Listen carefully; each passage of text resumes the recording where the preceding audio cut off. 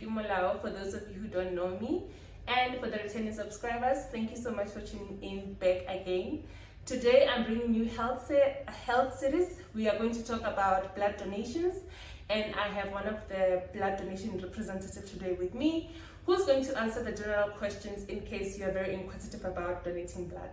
So, can you please tell me who you are, where you are working, and what do you do where you're working? Good day, subscribers, viewers, you know yourself. Yeah. My name is Mompati.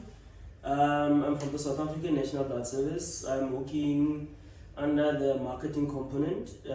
Basically, I'm a public relations official, but we call it a donor relations practitioner in the South African National Blood Service. So, part of my responsibilities are to teach people what blood donation is all about, to answer questions like I've been invited by the Honorable Doctor today to come and answer some of your questions. So yes, that's basically the reason why I'm here today. Thank you. Thank you so much for joining me. I think this is one of the most important topics the public has to know about. Main reason being people don't want to donate blood because of myths they have surrounding the blood donations, and also fear of unknown, you know. So that's why I saw it fit that I should bring someone to the channel to actually answer the simplest questions about donating blood. I know there are sample amounts of questions that people can have, but just based on what can I do when I get there? Is it something that is expected from me? Are you gonna pay me after donating blood? Things like that, you know. So just to run up the whole process, I just want you to share with us what's the importance of donating blood. You know, we know that we have to donate blood, but why do we have to donate it? Why is it so important? The reason why, to sum it all up, is basically just to save lives. It is, for me, it's a social responsibility. It is incumbent upon each and every one of us to be socially responsible. So one of the things that we can do without actually doing much is to donate blood. So there are a few requirements, like each and every other thing in life. You are required to meet a certain criteria before you start donating. So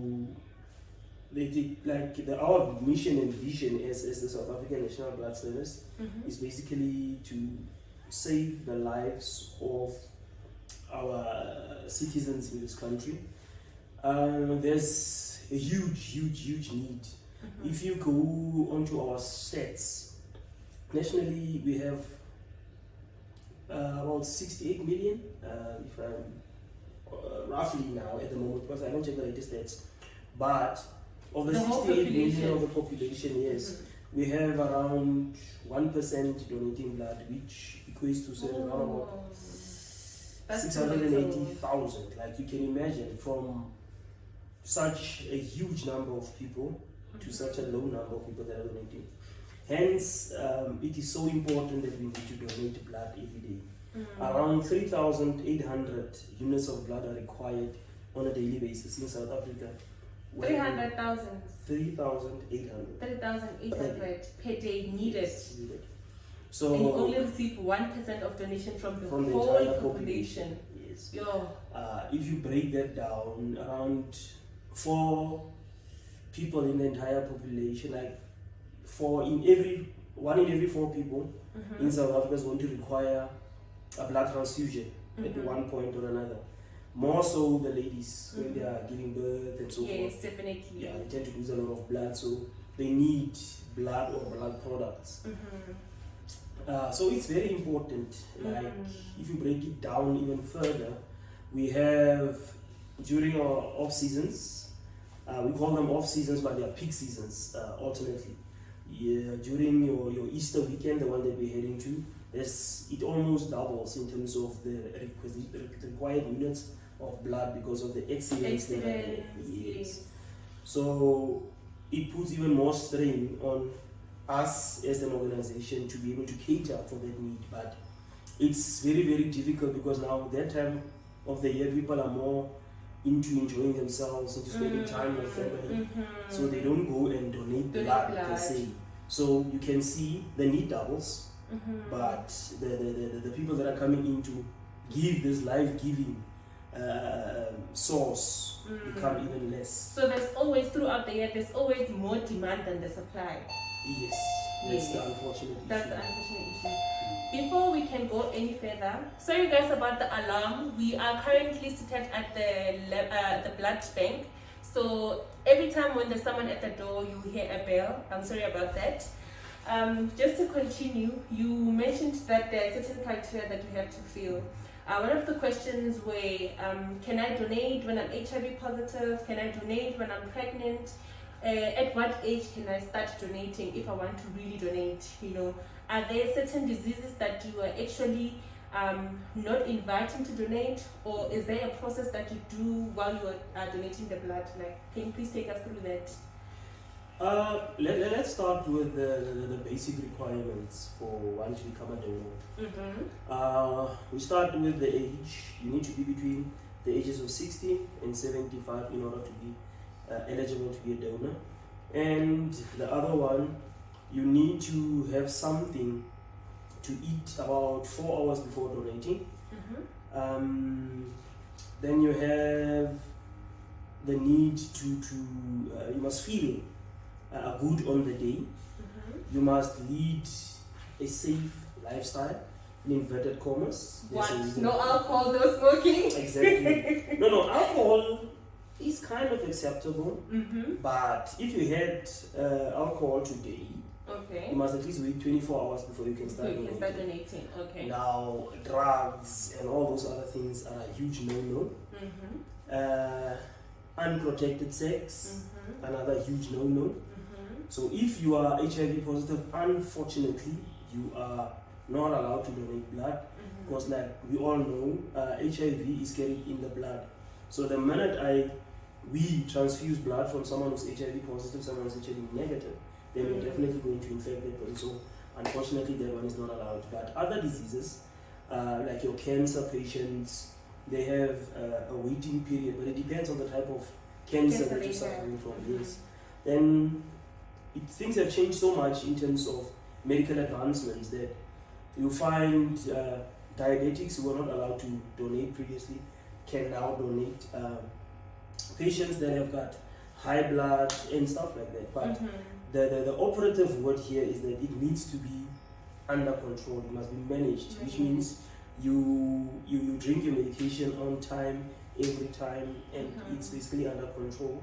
Some of the times you might request that you go to your doctor, especially the cancer that I was referring to in terms of the time frames. You go to your doctor and he will give you the go ahead and say, no, it's fine, you can go and donate blood because now you've basically recovered. So that's basically it. Just to also get onto that of the HIV thingy, let's say I'm HIV negative now, but I'm still under the window period. Yes. For those of you who don't know, window period is when you are HIV positive, but you are still not detected as yet. So there's still a chance of you being positive. Let's say you have contracted HIV today, and then you test tomorrow, your tests are likely to be negative. So that's a waiting period. Normally it takes about 3 months. So let's say I'm in a waiting period, and now I just donated blood. I don't know that I'm HIV positive. I've just tested yesterday that I'm negative. Every time when you donate blood from people, do you always test HIV on that blood? Very, very important. Thank you very much for that question, though.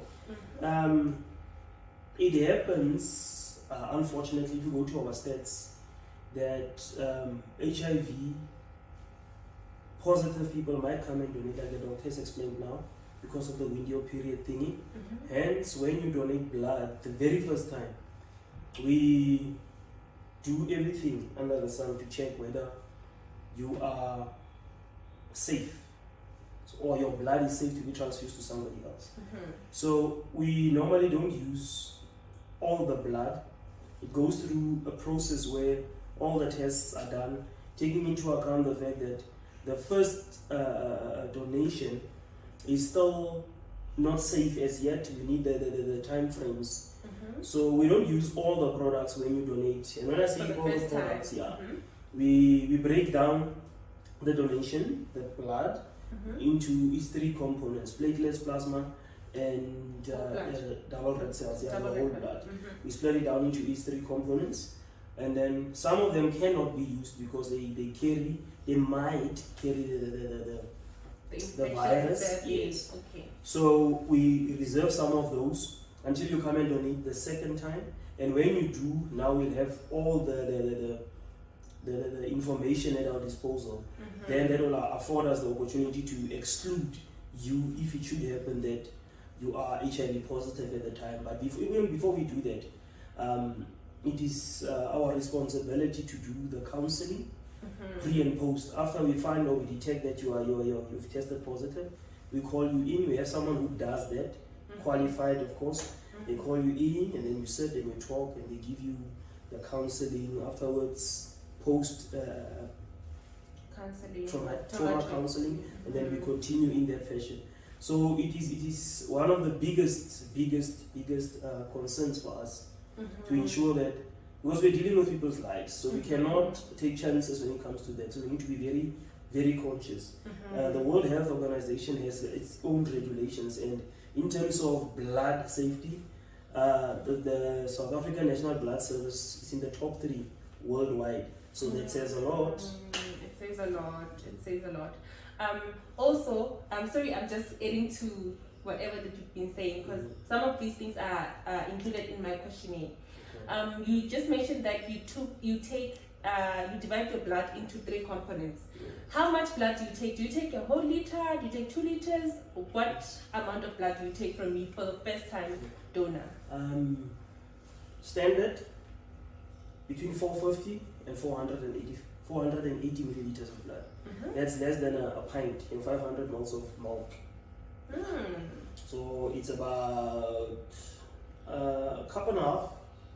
The water? Water juice? Yes, this is 500 ml. It might be around here, but it's 480 ml of blood that we take. The reason why we take that is because it's safe for the individual to be able to recover.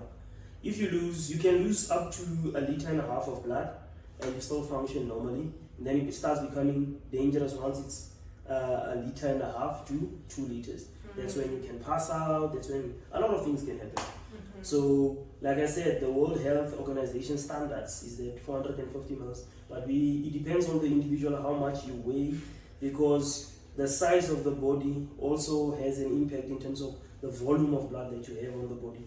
Hence, we say you need to be 50 kgs and above in order to donate. Because once you are 50 kg and above, then we are kind of guaranteed that you have at least 4 to 5.5 liters of blood in your body. So if you take, say, 10% of the 480 ml, then you are... is at risk when they're less than 50 kgs. less than 50 kgs, because your blood levels are...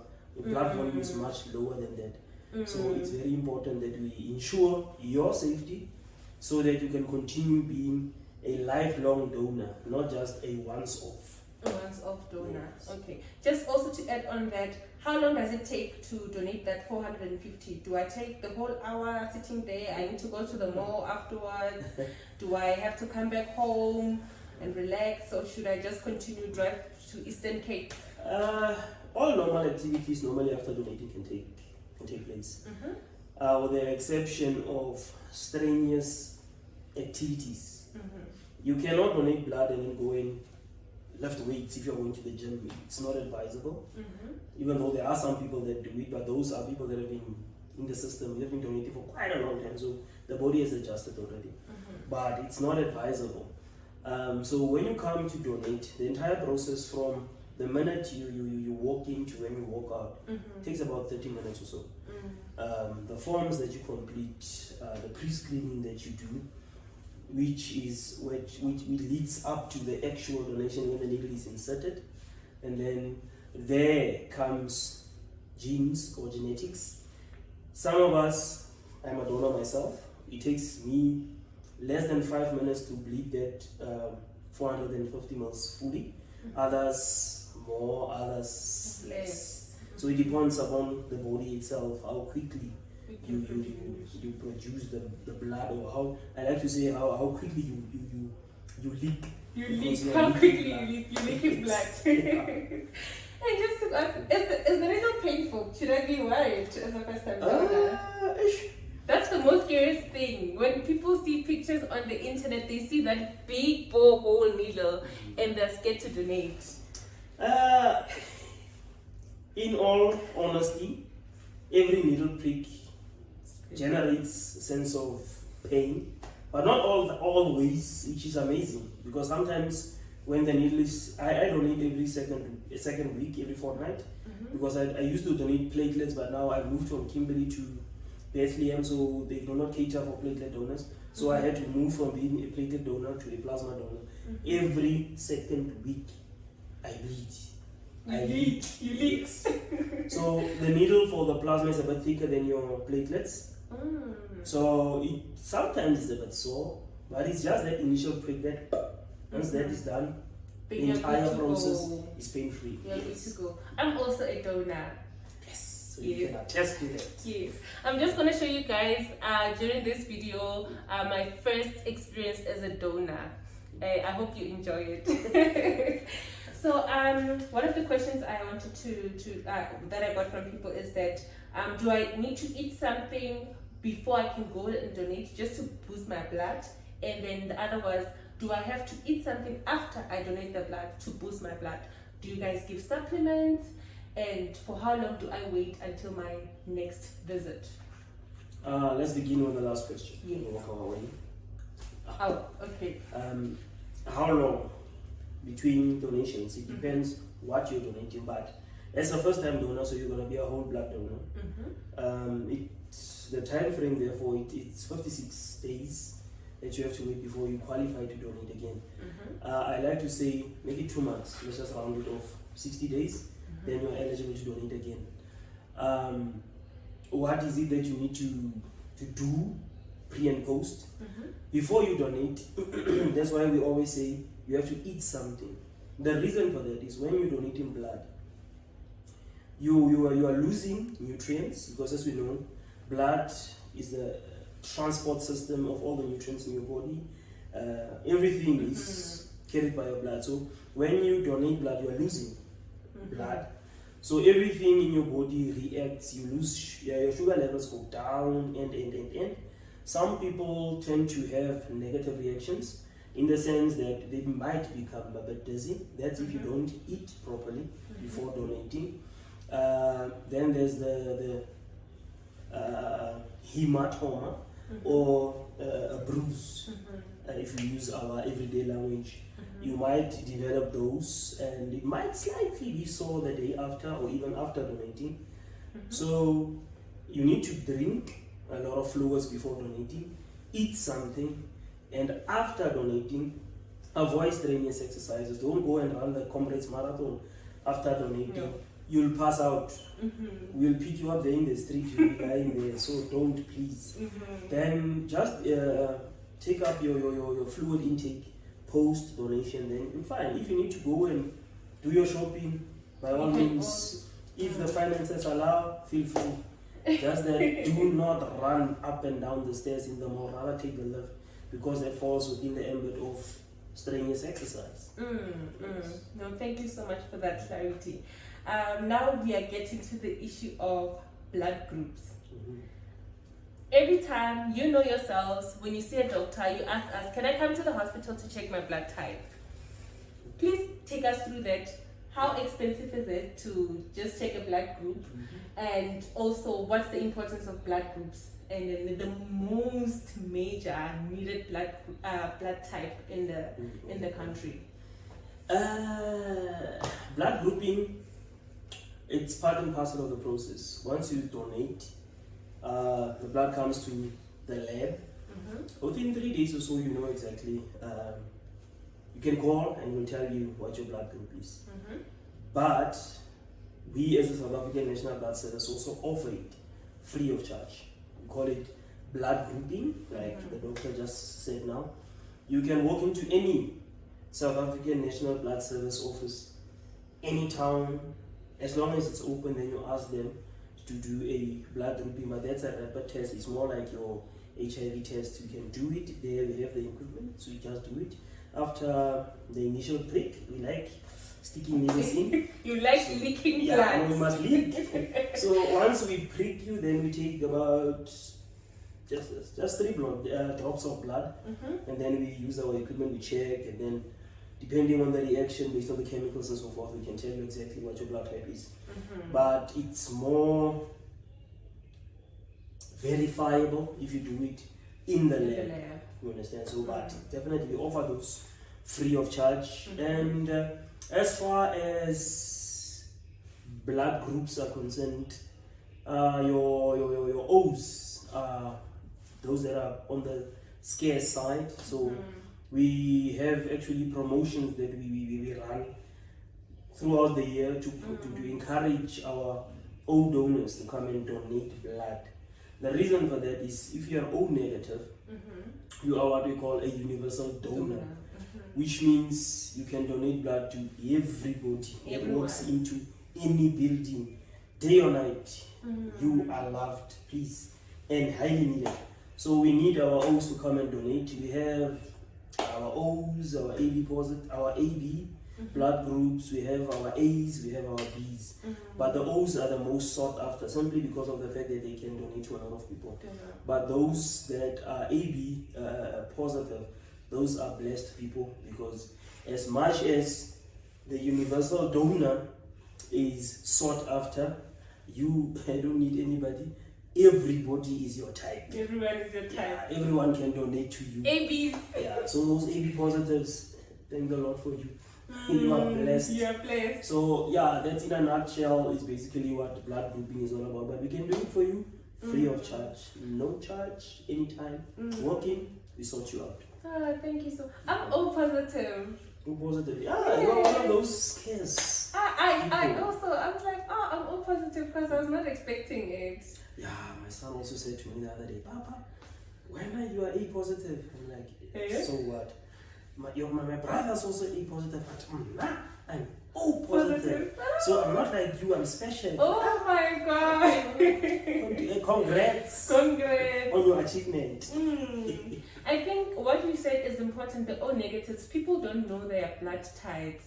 So if they don't know their blood types, they don't know how important they are. Yeah. Just to get on that, I just want to ask, how can I find a donation site? Like when I'm at home, maybe my nearest mall doesn't have campaigns for donations. Where do I go? Is there a website I go to check my donation site? Yeah, you can log on to our website. It will tell you where all the clinics are.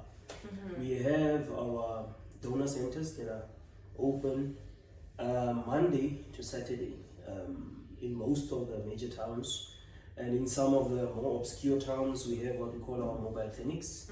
The staff goes to certain areas, your malls and what have you. So the most easily found locations are your donor centers. So you just go onto our website, www.sandbus.org.za. You'll find the information right there. We have our information there, everything.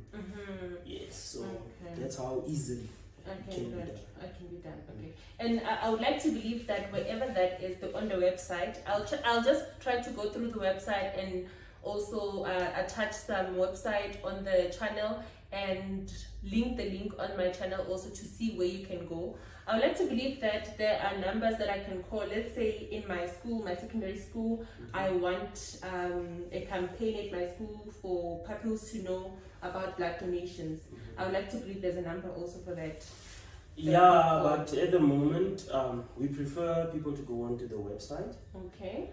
And then in that way, you find the link, then you can arrange your own blood drive or clinic at wherever you are stationed at. Then you can be our controller. Those are the people that are so kind to arrange for us to come through. If we or someone like me does not contact you, then you can arrange your own. Just get a group of people together, 5 to 10. Arrange a location, a room, 4x4, or like they say, four square. They're educated people. So you get your 4x4, have a toilet facility for us. Everything else we'll bring ourselves, and then we'll come to your place, your house, your location, an office block or whatever, then we can do that. So I prefer that we do it in that fashion. Then everything is hunky-dory. It's done. Everything Yes. is done. Just also to get to what you were just saying, you said that you are eligible to donate from 17 years, 16 years to 75. Do I need a consent? Because sometimes they say young people can't make their own decisions. Can I walk there as a 16-year-old and give my own consent to donate? Or do I need to take my mom, dad along? Being a black child, myself, we feel it's always better to involve your parents. So the issue of consent, if you go the legal route, it's not really needed. But we as a South African National Blood Service recognize the role that parents play. So it's always better if you're a school child at the age of 16, you want to donate blood, you can come through with your parents' consent. You just inform them that you're gonna go there and go and do you.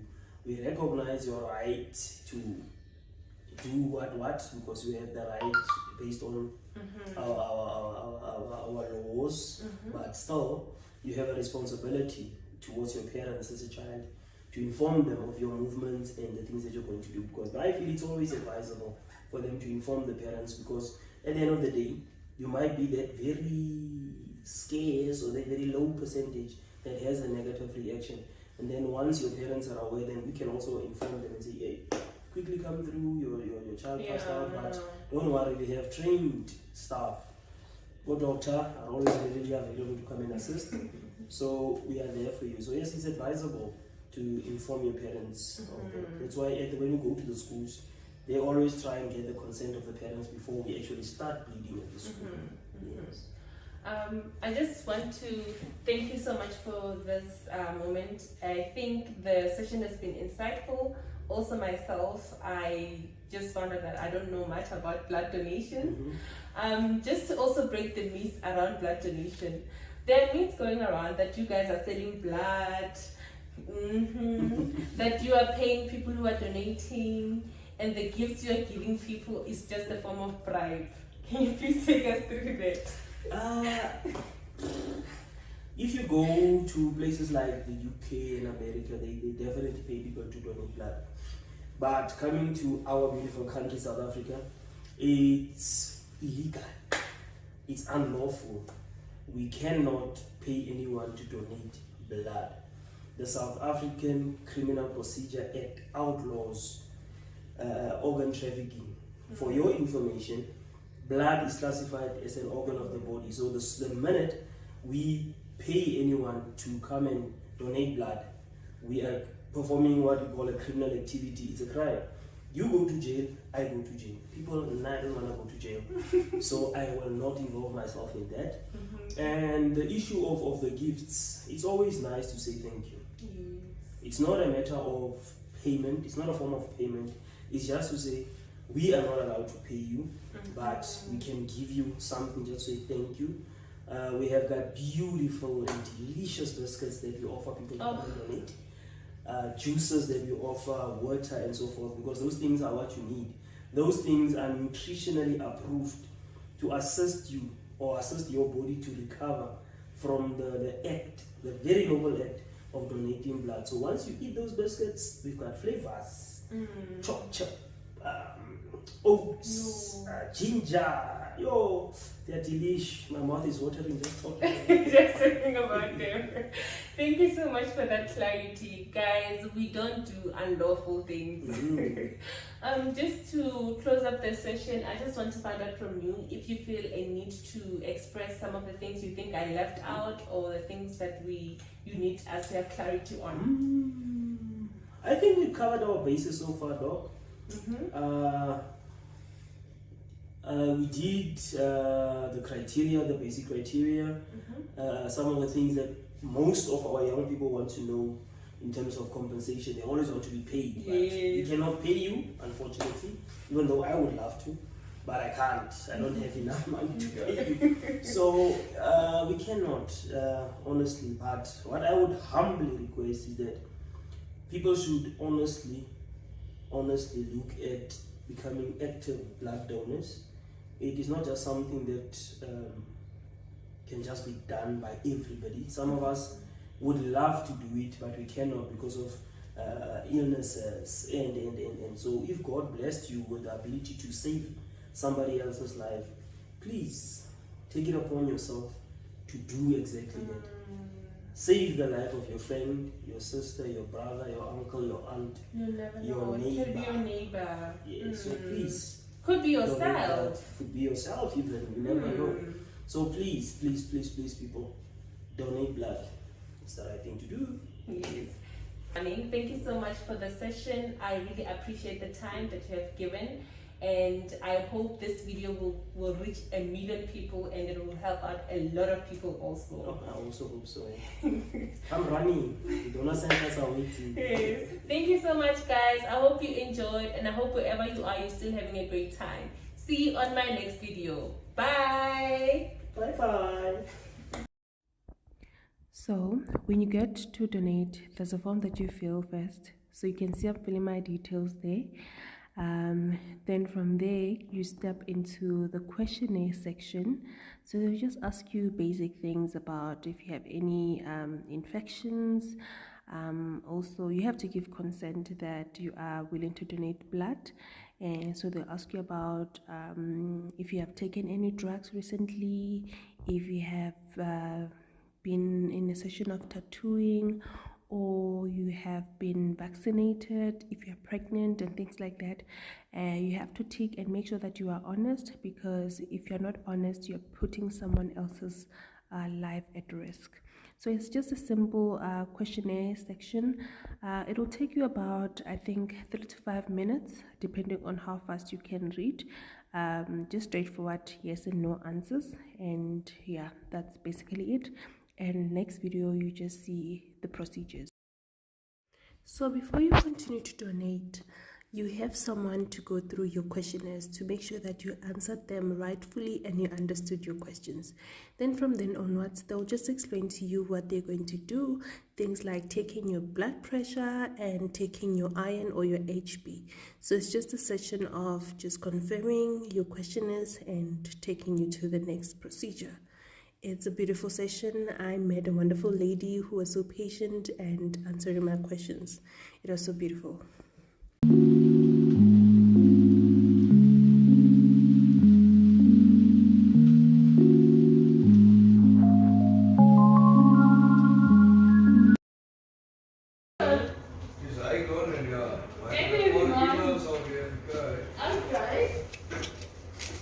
Less than 12, ne? Is cover less than 12? Less than 12, Gamba is at 12. Okay. Less than 12. What else?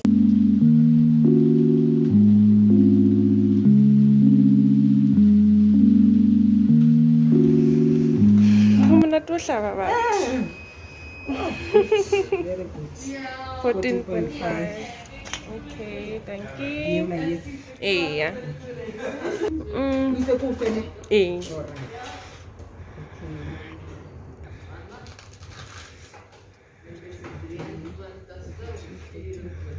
Alright. Okay. So because every second day, it's going to take 2 months. Okay. Then after 2 months, we take it out of the because you do it every 2 months. Okay. Yes.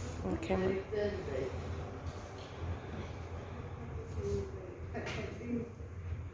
It's allowed last time. Okay. Thank you. Okay. Thank you, Memusa. No thanks. Thank you.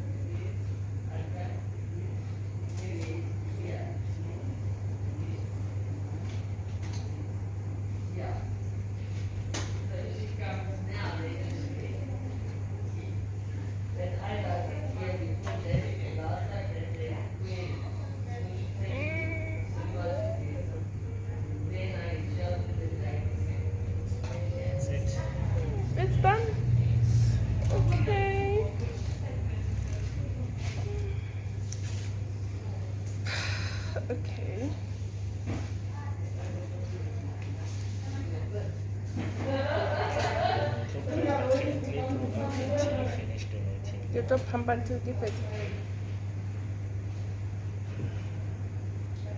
It shows you how long estimation?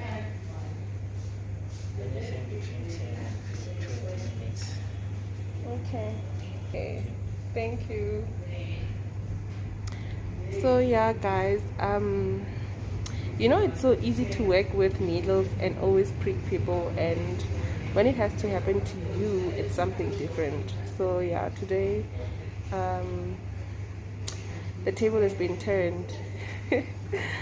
I am now sort of a patient, so we'll see how it goes. So apparently it's gonna take about 10 to 20 minutes.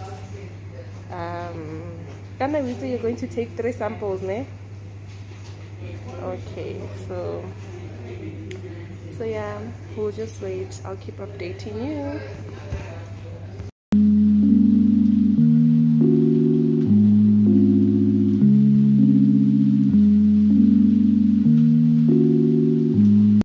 Every time after blood donation, you avoid any exercises, avoid any form of sports activities. I'm not listening until the needle is out.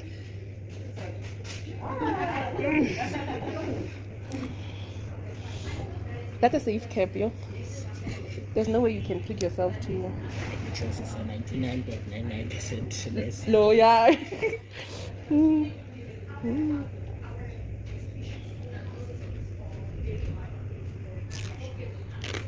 Also take a video of that. So, it's only blood. So yeah, guys. Now I'm done donating. Actually, it was my first time to donate blood. I know. And I just wanted people to actually see that whatever that I'll be posting on this video to put as an encouragement for people to go and donate. I actually led by example, you know. And I have to say, it's not as difficult as we think. The only scary thing about donating blood is the needle that they use, but it's just a small bee sting prick, you know, that is just once off, and from there it's pain-free, and the needle will be uncomfortable, but it's not uncomfortable to a point where now you are in pain, because there's something in your body, you know. That's a normal response, but I'm not complaining. I was comfortable and it was so pain-free. So please go donate, conquer your fear. And I've realized, because we struggle so much in hospital with blood products, and I actually am proud of myself today. I made a difference. I'm so proud. I can't wait to tell my mom, because my mom does donate, and I've been like, I'll go. And guess what? I'm the person who actually told her to donate, but child was not donating. So yeah, I'm so glad I did it. It was not that bad, and I'm glad I did it, man. I'm glad I did it. When you get a time, make sure that you go there and yeah, save a life. You can actually save plus minus 3 people with the blood that you're actually donating. So I am so happy. I am so happy, and I hope you guys are going to donate, you know. So yeah.